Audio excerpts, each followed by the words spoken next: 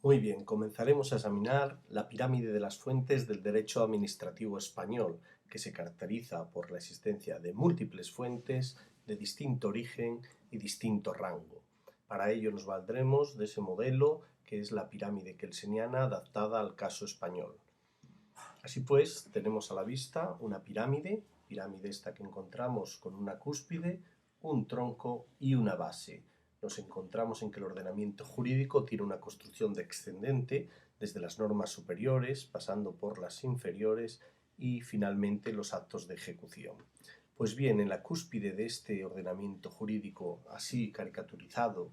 encontramos a la Constitución, a la norma básica, la norma que rige la Constitución, la creación, la aprobación y vigencia de las restantes normas. A su mismo nivel, hallamos por un lado a las sentencias del Tribunal Constitucional, que son todas aquellas decisiones que el supremo intérprete de la Constitución, exclusivo y excluyente, dicta en todo tipo de procesos y que por imperativo de la Ley Orgánica del Poder Judicial y de la propia Ley Orgánica del Tribunal Constitucional vinculan a todos los jueces y tribunales. Y al mismo rango, aunque no son normas constitucionales, está lo denominado el bloque de la constitucionalidad. Esto es aquel conjunto de disposiciones que tiene una funcionalidad similar a la Constitución por su especial rango. Es el caso de los tratados internacionales o de los reglamentos de las asambleas legislativas de las comunidades autónomas o del Congreso y del Senado, o incluso de las normas básicas del Estado, que de modo y manera que si alguna ley autonómica contraviene una precedente normativa básica del Estado, la normativa autonómica devendría inconstitucional por conculcar esa normativa básica. Por tanto, esa parte superior del ordenamiento jurídico, esa cúspide, está constituida por un triple bloque de normas, el denominado bloque de la constitucionalidad, la propia Constitución y las sentencias del Tribunal Constitucional.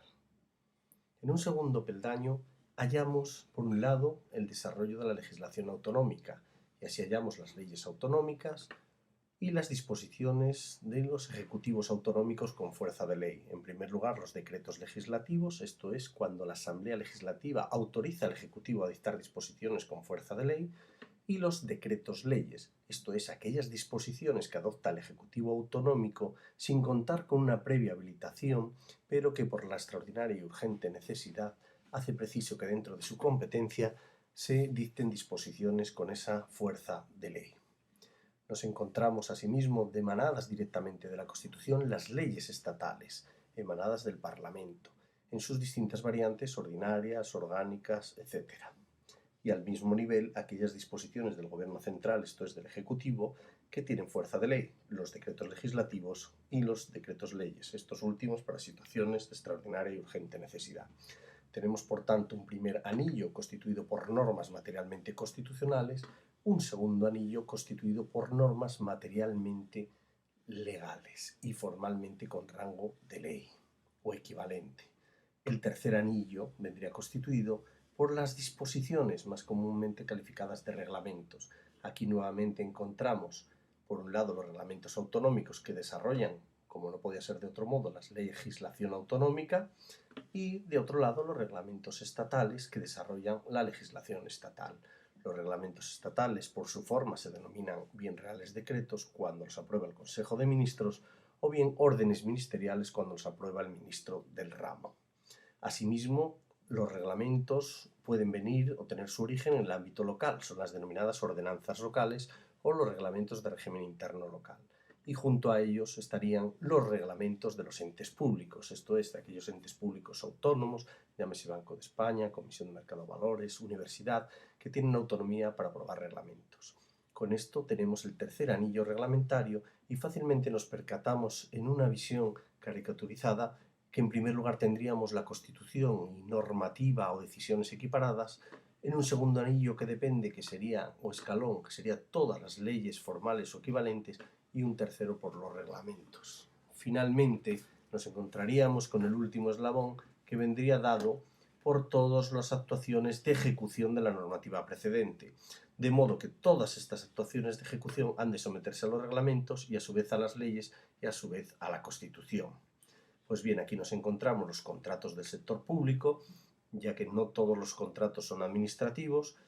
Nos encontramos la actuación administrativa que presenta distintas vertientes, bien como acto expreso de la voluntad de la Administración, bien como una desestimación presunta cuando no da respuesta, bien la inactividad cuando la Administración no actúa y está obligado por ley a ello, o bien la vía de hecho, esto es cuando la Administración actúa alejándose de la competencia y el procedimiento.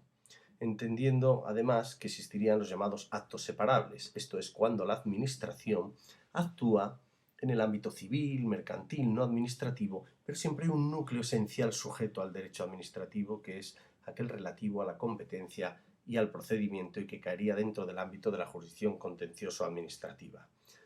Con esta pirámide resulta fácil comprender que si existe un acto, una decisión o un contrato que nos ajusta a una disposición al escalón superior, nos encontramos con una decisión ilegal por contravenir un reglamento.